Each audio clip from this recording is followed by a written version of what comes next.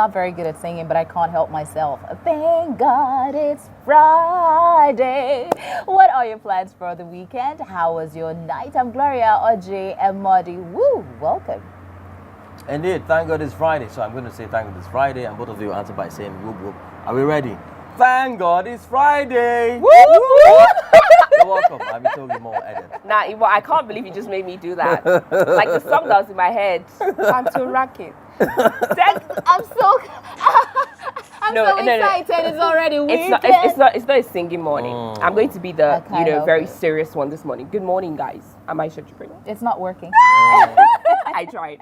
I did Friday. Anyways, even though it's a Friday, we're starting on a pretty serious note, but it is congratulations to Bielsa State as their appeals and all of their campaigning has gotten INEC to shift their governorship elections by 2 weeks. That was meant to have held, or it was billed to hold on November 2nd, right?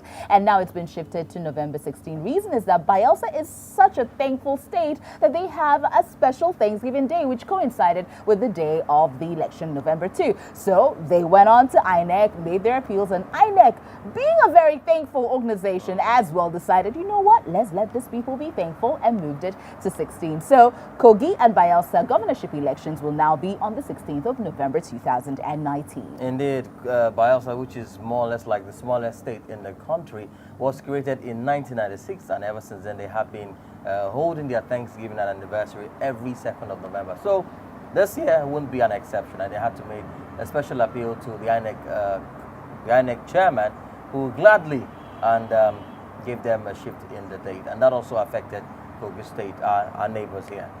Yes, I totally agree with you. Now, see, Imo, when you're coming from Bielsa State and you come with fish and you come and visit INEC chairman and tell him that, sir, that's not what happened. I didn't say that was what happened, but I'm just saying. Well, yes, we're a Thanksgiving country. We don't play with our religion in this country, Gloria. You're going to church on Sunday, right? So, yeah, things like that happen. And then, yes, a landmark thing like an elections get moved, because of that. And of course, yes, everybody has to be satisfied. Everybody has to be ready to conduct an elections. I wouldn't want to go out on a day to vote when I am supposed to be giving Thanksgiving and all of that. So yeah, I totally Indeed, agree. we move straight to Ekiti State, where we heard yesterday that the new governor, Fayemi, has laid off over 2,000 workers. And I'm coming from the angle of the reaction of the former governor of Ekiti State. Is so popular that even tomorrow we always remember his name, Ayodele Fayose. He has totally condemned that move, and then saying that, they've never been friends with Fayemi, so he's not surprised that this is coming shortly after he's out of office. They say when two elephants fight, the grass suffers. But in this situation, they have to realize that they're playing with the lives of people. Sacking workers because your predecessor, who you're not a big fan of, employed them. It should be beyond that. It's becoming petty politics. Now, I don't know exactly what the governor plans to do. I don't know what the plans of the current governor is, but I am hoping that he finds a way to reabsorb them, or he wants to put them into farming, or he wants to do something. But I think farming? I don't know what that is, but the point is, he cannot lay off that many number of workers and not have a plan, a palliative measure for them to take care of their families. I definitely agree with you, Gloria. The only thing that is just resounding in my head is 2,000. Unemployment rate. 2,000 people. Nah, they shouldn't be out there.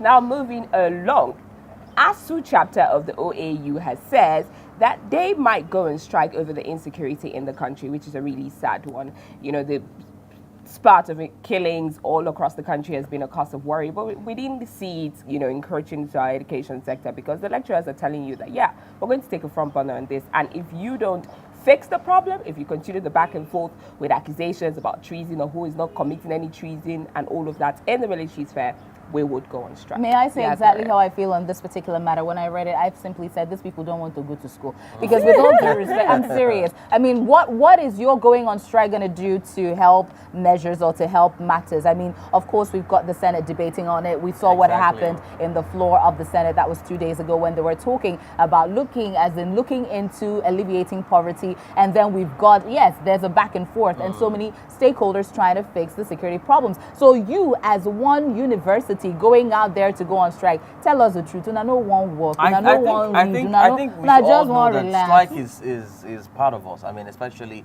when it comes to the Labour Congress. I mean, that's the only weapon they have express their Is it an grievances. effective weapon? That's another thing, because the Nigerian In most cases, it is effective. No, unfortunately, I have to say the Nigerian Labour cases. Congress has probably overused that weapon. That these days, It first of doesn't all, give them as much they are results and it's not as factionalized. fast For as starters, it they are should be. factionalized, and nobody takes them very seriously. And they are, accusations or allegations that True. these things are more While for we want to personal not dwell on reasons. education, before we go on a lighter note, there's been a hashtag trending. Never think of suicide. Very true. I had This hashtag started because of in the last week, there's been 4 suicides and That has been reported, Reported, actually. exactly.